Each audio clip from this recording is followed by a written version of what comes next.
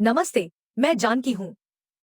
आज मैं science fi amazing stories के एक मूवी द रिफ्ट के बारे में बताने जा रही हूँ। कहानी की शुरुआत एक हाल ही में विधवा हुई महिला मैरी एन जॉनसन और उसके सौतेले बेटे एलिजा से होती है। वे ओहायो में एक सड़क पर गाड़ी चला रहे हैं। वे बलिंगटन जा रहे हैं, जहां मैरी एन एलिजा की देखभाल की जिम्मेदारी अपनी सिस्टर इन लॉ को सौंपने वाली है।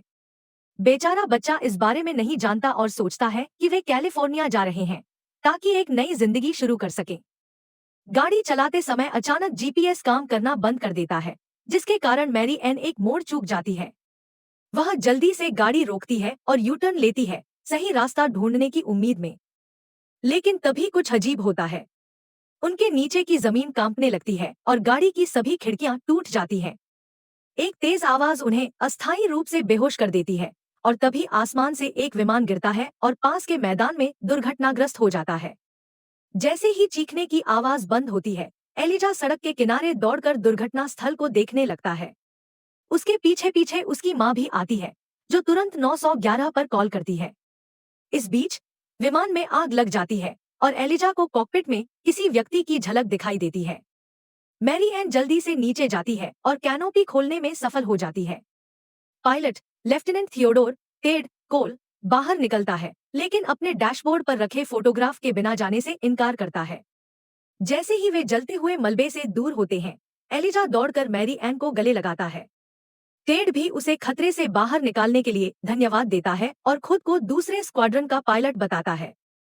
वह पूछता है कि क्या वे ब्रिटिश या डच हैं, और हैरान होता है कि वे बर्मा में क्या कर रहे हैं। एक उलझन में एलिजा जवाब देता है कि वे ओहायो, यूनाइटेड स्टेट्स में हैं, लेकिन पायलट को यकीन नहीं होता। वह आत्मविश्वास से कहता है कि वह कुछ सेकंड पहले रंगून के एक रिज पर हवाई लड़ाई में था। हालांकि अचानक उसकी नजर पास के एक वाटर टावर पर पड़ती है, जो उसकी पूरी वास्तविकता को हिला देता है। टेड इसी वाटर टावर के आसपास खेलकर बड़ा हुआ था और तुरंत समझ जाता है कि यह जगह डेटन, ओहायो है। इन तीन लोगों के ऊपर बादलों में एक अजीब रंगीन तूफान बन रहा है। इसके बाद माँ और बेटे टेड को पास के अस्पताल ले जाते हैं, जहां स्थानीय शेरिफ पार्कर घटना के बारे में पूछताछ करता है। मैरी एन जो कुछ भी उसे बताया गया था वह दोहराती है, लेकिन शेरिफ को लगता है कि यह अजनबी सिर में चोट के कारण भ्रमित है। दूसरी ओर एलिजा वयस्कों की तरह इस कहानी को खारिज नहीं करता। वह अपनी सौतेली माँ से वेंडिंग मशीन से कैंडी खरीदने के लिए पैसे मांगता है, लेकिन वह उसे एक क्रेडिट कार्ड देती है और कहती है कि वह बहुत दूर न जाए।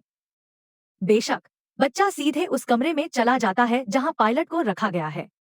ड्यूटी पर तैनात अधिकारी को चुपके से पार करते हुए वह टेड के डॉग टैग्स को देखने के लिए झुकता है, लेकिन तभी टेड अचानक उसकी कलाई पकड़ लेता है।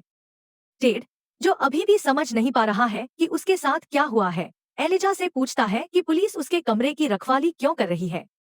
बच्चा जवाब देता है कि ऐसा इसलिए है क्योंकि उन्हें लगता है कि टेड एक बुरा आदमी है। जवाब में टेड कहता है कि वह कुछ घंटे पहले बुरे लोगों से लड़ रहा था।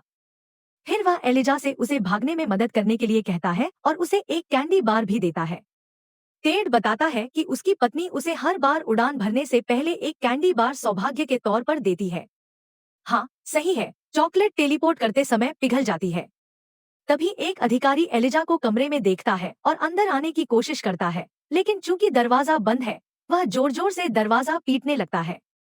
टेड घबराहट में एलिजा से कहता है कि वह शेरिफ सिमंस नाम के किसी व्यक्ति को ढूंढे और उसे बताए कि उसका पुराना दोस्त मुसीबत में है। कुछ ही देर बाद टेड अपने कमरे का दरवाजा खोलता है, लेकिन उसे बिस्तर पर धकेल दिया जाता है। उसे पकड़ लिया जाता है और बेहोश करने वाली दवा दी जाती है। इस बीच जब माँ और बेटे घर वापस जा रहे होते हैं, तो एलिजा वह सब कुछ बताता है जो टेड ने उसे बताया था। यह स्पष्ट है कि बच्चा मानता है कि अजनबी सच कह रहा है। वह टेड द्वारा दी गई चॉकलेट बार भी दिखाता है और पुष्टि करता है कि यह ब्रांड 30 साल पहले बंद हो गया था। मैरी एन अभी भी मानती है कि टेड को सिर में चोट लगी है, क्योंकि शायद उसने चॉकलेट बार के बारे में नहीं सुना था। लेकिन अपने बेटे के लिए वह स्थानीय पुलिस स्टेशन जाकर शेरिफ सिमंस को ढूंढने के लिए तैयार हो जाती है। इस बीच सरकारी कारें और सैन्य वाहनों का एक समूह उस क्रीक पर पहुंचता है जहां कुछ घंटे पहले विमान दुर्घटनाग्रस्त हुआ था। लीड एजेंट बिल कामिंस्की किसी के साथ फोन पर बात कर रहा है। वह जोर देकर कहता है कि किसी को भी टेड से बात नहीं करनी चाहिए और उनके पास पूरी स्थिति को संभालने के लिए 7 घंटे हैं। कामिंस्की फिर दृश्य पर मौजूद फायर फाइटर्स को बताता है कि आगे की सूचना तक सड़क बंद है और उन्हें दुर्घटना स्थल को 10 मील तक साफ करना चाहिए। वह जल्द ही स्कैनिंग उपकरण के माध्यम से दुर्घटना स्थल के ऊपर बने अजीब रंगीन बादलों को देखता है। फिर वह अपने सहायक बोमन को आदेश देता है कि वह टेड पर लगातार नजर रखे और उसे बिना अनुमति के जाने न दे। इधर मैरी एन और एलिजा ब्रैडफोर्ड पुलिस स्टेशन पहुंचते हैं और शेरिफ सिमंस के बारे में पूछते हैं। स्टेशन प्रमुख उन्हें बताता है कि यहाँ ऐसे नाम का कोई नहीं है। इस बीच एलिजा, जो स्टेशन में एक डिस्प्ले केस के पास घूम रहा है, एक पुरानी तस्वीर देखता है। वह जल्दी से केस खोलता है और तस्वीर निकाल लेता है, इससे पहले कि कोई देख सके। स्टेशन के बाहर वह अपनी मां को तस्वीर दिखाता है, जो जाहिरा तौर पर 1938 में ली गई थी। तस्वीर में एक कोने में पुलिस वर्दी में टेड खड़ा है, लेकिन मैरी एन अभी भी आश्वस्त नहीं है, क्योंकि उसे लगता है कि यह व्यक्ति टेड का दादा हो सकता है। वापस अस्पताल में टेड जागता है और खिड़की से बाहर देखता है, केवल कई सैनिकों को आते हुए देखने के लिए। अब उसे शक होने लगता है कि यहाँ कुछ गड़बड़ है और वह मामले को अपने हाथों में लेने का फैसला करता है। जब एक अर्दली उसे एक और बेहोश करने वाली दवा लेकर आता है, तो टेड उसे बेहोश कर देता है। फिर वह जल्दी से अर्दली की वर्दी पहनता है और चुपके से बाहर निकल जाता है। कुछ ही देर बाद बोमन कमरे में आती है और बेहोश अर्दली को देखती है। यह जानकर कि टेड भाग गया है, वह तुरंत अपने लोगों को उसे ढूंढने और गिरफ्तार करने का आदेश देती है। इस बीच टेड अस्पताल की लॉन्ड्री से अपने कपड़े ढूंढता है और आराम से बाहर चला जाता है। 21वीं सदी की तकनीक को पहली बार देखकर वह हैरान हो जाता है। कुछ ही देर बाद एजेंट बोमन उसे अस्पताल के प्रांगण में खड़े देखती है और अपने लोगों को सतर्क करती है। लेकिन जैसे ही वे उस जगह पर पहुंचते हैं, टेड पार्किंग से एक मोटरसाइकिल चुरा लेता है और वहां से भाग जाता है। आईपैड का उपयोग नहीं कर सकता, लेकिन मोटरसाइकिल चुरा सकता है। दुर्घटना स्थल पर सरकारी तकनीशियन लड़ाकू विमान को क्रीक से बाहर निकाल रहे हैं और मलबे के टुकड़े ढूंढने के लिए पानी में जा रहे हैं। लेकिन तभी जमीन कांपने लगती है और एक वैज्ञानिक बताता है कि उन्हें एक विसंगति मिली है। कामिंस्की को इससे आश्चर्य नहीं होता और वह तकनीशियनों से विमान को जल्द से जल्द ठीक करने का आग्रह करता है। इस बीच मैरी एन एक गैस स्टेशन पर रुकती है और एलिजा जोर देकर कहता है कि तस्वीर में दिख रहा व्यक्ति टेड ही है। अब उसे पूरा यकीन है कि टेड किसी तरह समय में यात्रा करके यहाँ आया है। लड़का जोर देकर कहता है कि टाइम ट्रेवल किसी को सिर्फ वहीं खींचता है जहां वह सही मायने में बिलोंग करता है, जैसे कि वे किसी तरह की डेस्टिनी से जुड़े हों। ठीक वैसे ही जैसे इंडियाना जोन्स उस समय में ट्रैवल करता है जब वह बेकार सी फिल्म बनी भी नहीं थी।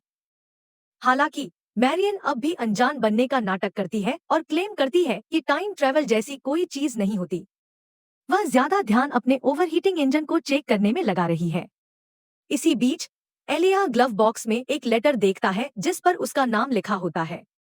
वह तुरंत उसे उठाकर पढ़ता है और पता चलता है कि ये उसके एडॉप्शन पेपर्स हैं। मैरियन उसे छोड़ने की प्लानिंग कर रही थी ताकि वह अकेले सैन डिएगो जा सके। इस सच्चाई से एलिया को गहरा झटका लगता है और वह तुरंत मैरियन का सामना करता है। मैरियन उसे समझाती है कि उसने अपने हस्बैंड से प्रॉमिस किया था कि वह हमेशा एलिया की भलाई के बारे में सोचेगी। बेचारा बच्चा सोचता है कि क्या वह बहुत बड़ी प्रॉब्लम बन गया है, लेकिन उसकी स्टेप मदर कहती है कि यह उससे जुड़ा नहीं है। उसका मानना है कि एलिया के लिए बेस्ट ऑप्शन उसके साथ नहीं है और वह उससे इस फैसले का विरोध न करने की रिक्वेस्ट करती है। जैसे ही वे एसयूवी में वापस बैठते हैं, मैरियन उसे भरोसा दिलाती है कि उसकी आंटी उसका अच्छे से ख्याल रखेगी और यही सबसे इम्पोर्टेंट है। और हाँ, उन ड्रग्स का भी जिनके पास वह वापस जाना चाहती है। जैसे ही वे हाईवे पर वापस जाने वाले होते हैं, टेड अपोजिट डायरेक्शन से तेजी से आता है और उनके पास आकर रुक जाता है। एलिया फिर से जोर देकर कहता है कि यह सब डेस्टिनी का हिस्सा है और जल्दी से टेड से पूछता है कि क्या वह फोटो में है। टेड कंफर्म करता है कि हाँ, और वह उस आदमी की ओर इशारा करता है जो उसके बगल में खड़ा है, शेरिफ सीमंस। पता चलता है कि ये दोनों वर्ल्ड वॉर 2 में ड्राफ्ट होने से पहले पुलिस में थे। यह सुनकर मैरियन पहली बार थोड़ा विश्वास करने लगती है और अजनबी की हेल्प करने के लिए रेडी हो जाती है। फिर तीनों एसयूवी में बैठकर टेड की वाइफ पॉलिन से मिलने निकलते हैं। कुछ टाइम बाद वे उसके ओल्ड होम पहुंचते हैं, लेकिन वहां एक नर्स मिलती है। टेड कहता है कि वह पॉलिन का हस्बैंड है, जिस पर नर्स मजाक में कहती है कि वह उसके हस्बैंड बनने के लिए कुछ ज्यादा ही यंग लग रहा है। फिर वह बताती है कि पॉलिन फिलहाल अपनी पॉटरी क्लास में है और कुछ ही देर में वापस आ जाएगी। इसी बीच टेड वॉल पर पॉलिन की उसके सेकंड हस्बैंड और चिल्ड्रन के साथ ली गई फोटोज देखता है, जिससे वह बहुत हर्ट होता है और बाहर चला जाता है। दूसरी ओर मैरियन लिविंग रूम में बैठकर टेड का ओबिचुअरी ऑनलाइन सर्च करती है। उसमें लिखा होता है कि 21 सितंबर 1941 को टेड का प्लेन क्रैश हो गया था और वह कैप्चर होने से बचने की कोशिश में मारा गया था। तभी टीवी पर एक न्यूज रिपोर्ट आती है जिसमें एलिया के किडनैपिंग की न्यूज दी जाती है। नर्स इसे देखकर शॉक्ड हो जाती है और बिना किसी को बताए पुलिस को कॉल कर देती है। कुछ ही देर में कई पुलिस कार्स वहां पहुंच जाती हैं। टेड यह देखते ही हाउस के अंदर भागता है और दूसरों को वार्न करता है, फिर बैक डोर से बाहर निकलता है। बाहर कई सोल्जर्स और एजेंट कमिंस्की उसका वेट कर रहे होते हैं। फ्राइटन टेड अपने हैंड्स ऊपर कर देता है, लेकिन उसे अरेस्ट करने के बजाय कमिंस्की कहता है कि वे उसे सिर्फ वहीं वापस भेजने आए हैं जहां वह सही मायने में बिलोंग करता है। ठीक उसी टाइम ग्राउंड हिलने लगती है और बोमेन बताता है कि यह वाइब्रेशन टेड के इस टाइमलाइन में प्रेजेंट होने की वजह से हो रहा है। कमिंस्की आगे बताता है कि टेड फ्यूचर में आ गया है और उसे तुरंत बैक जाना होगा। अचानक एलिया भागता हुआ आता है और टेड को बताता है कि वह बर्मा में मारा गया था और वॉर के बाद कभी होम वापस नहीं आया। फिर वह किसी तरह उसे एसयूवी तक ले जाता है और दोनों वहां से भाग निकलते हैं। चूंकि टेड इसी एरिया में बड़ा हुआ था, वह आसानी से सोल्जर्स को चकमा दे देता है। वे एक रिवर क्रॉस करके एक ओल्ड अबैंडन हाउस तक पहुंचते हैं। वहां घूमते हुए टेड कहता है कि वह यहाँ नहीं आता तो अच्छा होता और शायद उसे वापस चले जाना चाहिए। जवाब में एलिया कहता है कि टेड की तरह ही उसका भी कोई ठिकाना नहीं है, क्योंकि उसकी स्टेपमॉम उसे आंटी के पास छोड़कर जाना चाहती है। वह अपने फादर की एक पिक्चर भी दिखाता है और बताता है कि वह 1 साल पहले अफगानिस्तान में वॉर के दौरान मारे गए थे। पायलट अपनी कंडोलेंस एक्सप्रेस करता है, लेकिन दोहराता है कि अब इस वर्ल्ड में उसके लिए कुछ नहीं बचा। इस इमोशनल कन्वर्सेशन के बाद दोनों रिवर के पास एक बेंच पर बैठ जाते हैं। तब एलिया कहता है कि एक तरीका है जिससे टेड बर्मा में मरने से बच सकता है। वह वहां एक केवलर वेस्ट पहनकर जाए ताकि दुश्मन के सोल्जर्स उसे हर्ट न कर सकें। लेकिन बच्चा समझ नहीं पाता कि अगर प्लेन ही क्रैश हो गया तो केवलर वेस्ट कुछ नहीं कर पाएगी। रात में कमिंस्की और उसके लोग मैरियन को एक हैंगर में ले जाते हैं, जहां कई इंजीनियर्स टेड के क्रैश्ड फाइटर जेट को फिर से जोड़ रहे होते हैं। एजेंट उसे समझाता है कि दांव पर सिर्फ टेड नहीं बल्कि बहुत कुछ लगा हुआ है, लेकिन मैरियन इस पर बिलीव नहीं करती। कमिंस्की तब बताता है कि इंजीनियर्स फाइटर जेट को उसी कंडीशन में वापस ला रहे हैं ताकि वह फ्लाई कर सके और टेड को उसके टाइम में वापस भेजा जा सके। वह कई मेजर अर्थक्वेक्स के रिकॉर्ड दिखाकर यह समझाता है कि ये सभी रिफ्ट नामक फेनोमेनन के कारण हुए थे। हमें पता चलता है कि रिफ्ट स्पेसटाइम कंटीनम में बनने वाले होल्स होते हैं, जो रहस्यमयी कलरफुल क्लाउड्स के रूप में दिखाई देते हैं। जब इनके थ्रू आए हुए एलिमेंट्स को वापस नहीं भेजा जाता तो ग्लोबल डिजास्टर्स हो सकते हैं। यह सुनकर मैरियन फाइनली कन्विंस हो जाती है और बताती है कि एलिया के पास उसका फोन है। इसके बाद बोमेन उसे बैक टाउन ले जाता है। टेड और एलिया पुलिस सायरन सुनकर रेलवे यार्ड की ओर भागते हैं। हेलीकॉप्टर उन पर नजर रख रहा होता है, लेकिन मैरियन कमिंस्की से रिक्वेस्ट करती है कि पहले वह टेड से बात करना चाहती है। टेड फाइनली एक्सेप्ट करता है कि उसे वापस जाना ही होगा। वह अपने लड़ाकू विमान को उड़ाकर रिफ्ट में प्रवेश कर जाता है। जैसे ही स्टोरी एंड होती है, हम देखते हैं कि मैरियन का मन बदल गया है। अब वह और एलिया साथ में कैलिफोर्निया जा रहे हैं, एक न्यू लाइफ स्टार्ट करने के लिए। इस तरह की और वीडियो के लिए सब्सक्राइब करें, नोटिफिकेशन चालू करें और चैनल की मदद करने के लिए वीडियो को लाइक करें। देखने के लिए धन्यवाद।